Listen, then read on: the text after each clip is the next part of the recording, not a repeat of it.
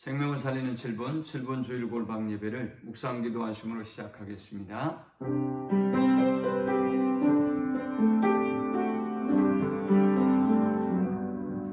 하나님 감사합니다. 귀하고 복된 성일에 주의 자녀들을 주의 전으로 인도하시고 예배할 수 있는 은혜 주심에 감사합니다. 마음과 뜻과 힘을 다해서 주를 높이고 경배하는 예배가 되게 하시고 하나님의 임재와 영광을 경험하는 은혜의 시간이 되도록 인도하여 주옵소서. 성령을 충만하게 부으셔서 우리를 새롭게 하시고 새 은혜를 부어 주옵소서. 예수님의 이름으로 기도합니다. 아멘. 찬송 183장 드리겠습니다.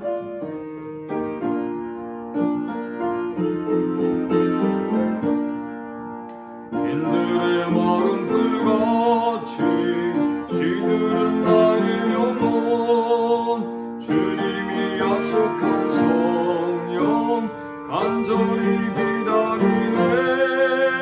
가물어 메마른 땅에 담비를 내리시듯 성령의 담비를 부어 새 생명 주옵소서.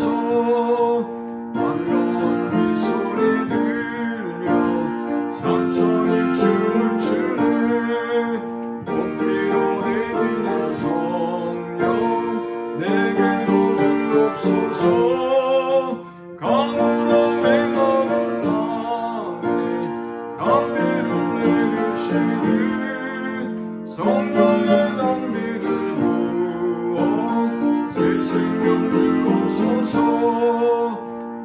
절단무릎을 내려 조목이 웃어나는 갈급한 내 심령 위에 성령을 부으소서. 가물어 메마른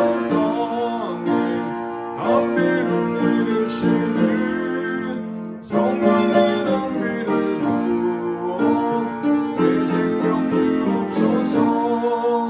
잠드신 사랑의 언약 어딜 수 있사오랴.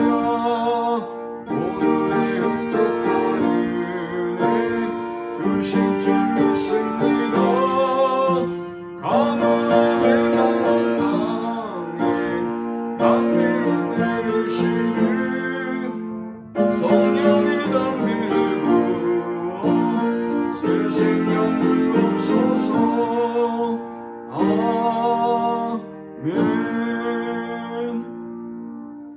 오늘 이 시간에 주시는 살아계신 하나님의 말씀은 신약성경 사도행전 10장 9절에서 16절의 말씀입니다.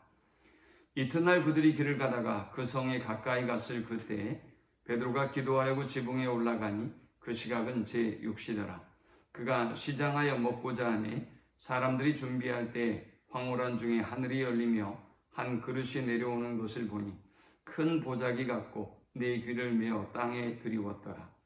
그 안에는 땅에 있는 각종 네 발 가진 짐승과 기는 것과 공중에 나는 것들이 있더라.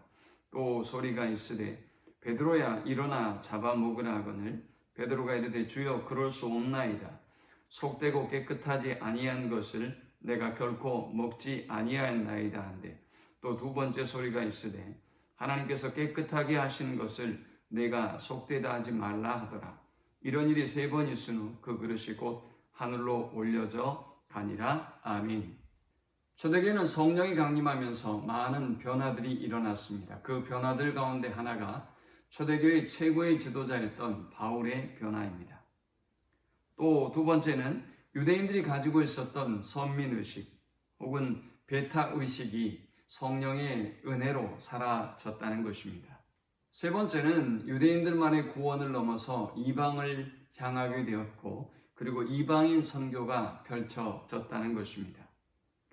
먼저 우리는 바울의 변화를 살펴보려고 합니다. 사도행전 9장 1절과 2절에 보면 사울이 주의 제자들을 대하여 여전히 위협과 살기가 등등하여 대제사장에 가서 다메섹 여러 회당에 갈 공문을 청하니 이는 만일 그 돌을 쫓는 사람을 만나면 물론 남녀하고 결박하여 예루살렘으로 잡아오려 함이라 했습니다.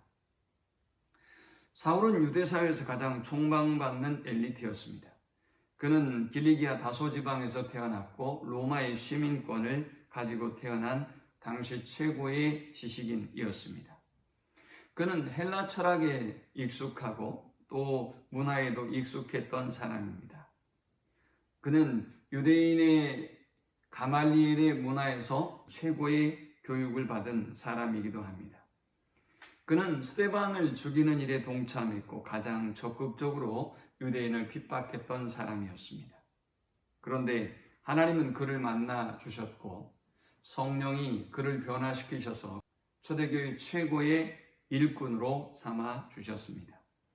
하나님은 변화시키지 못할 사람이 없고 하나님은 사용하지 못할 사람이 없음을 우리는 발견하게 되는 것입니다. 초대교회의 두 번째 변화는 편견의 벽을 허무는 변화였습니다. 예수께서 부활 승천하신 이후에 예수님의 제자들은 예루살렘을 중심으로 선교 사역을 펼쳤습니다. 초대교회는 성령이 충만한 공동체, 또 예수님의 삶을 삶 속에 실현하는 공동체, 표적과 기사가 계속해서 이어지는 공동체가 되었습니다. 사도들과 성도들은 이제 더 이상 고난을 피하지 아니하고 고난 속에서도 복음을 전하는 변화가 그들 가운데 일어났습니다. 그런데 사도행전 10장에는 놀라운 또 다른 변화가 일어나기 시작하죠. 구원의 복음이 유대인에게서만 머무는 것이 아니라 전 이방인에게로 전해야 한다는 사실을 공식적으로 확인하는 사건이 일어납니다.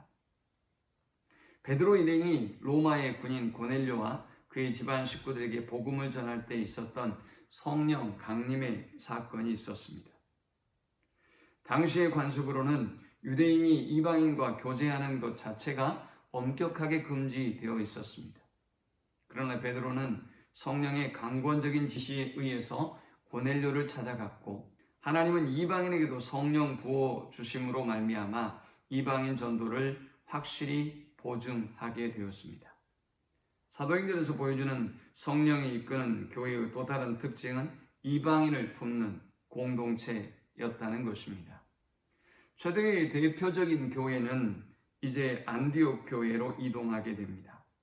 안디옥 교회는 최초의 이방인 교회로서 유대인은 물론 전 세계에 흩어진 이방인들에게 복음을 전하는 교회였고 또 그 교회의 구성원 역시도 이방인들이 함께 섞여 있었습니다. 갈라디아서 3장 28절은 말씀합니다. 너희는 유대인이나 헬라인이나 종이나 자유인이나 남자나 여자나 다 그리스도 예수 안에서 하나이니라. 교회는 조건과 배경과 또 어떤 소외되는 그룹이 있어서는 안 됩니다. 우리는 그리스도 안에 성령 안에 하나 된 사람들이기 때문에 이들이 이방인을 품었듯 모든 사람을 품고 하나님께 인도하는 공동체가 되어야 하는 것입니다. 마지막 초대교회의 변화는 선교의 역사의 변화였습니다. 성령이 주도하는 초대교회의 마지막 변화가 바로 이방인 선교로 선교가 확장된 사건입니다. 주를 섬겨 금식할 때 성령이 이르시되 내가 불러 시키는 이를 위하여 바나바와 사울을 따로 세우라 하시니 이에 금식하며 기도하고 두 사람에게 안수하여 보내니라 했습니다. 사도행전 전체의 내용의 구조는 사도행전 1장 8절, 즉 주님의 지상 명령이 성취되는 과정입니다. 1장에서 7장까지는 예루살렘 교회의 태동과 또 예루살렘 교회에서의 확장을 다루고 있습니다. 두 번째 챕터인 8장에서 12장은 유대와 사마리아 그리고 팔레스틴 지역에서의 복음의 확장을 다룹니다.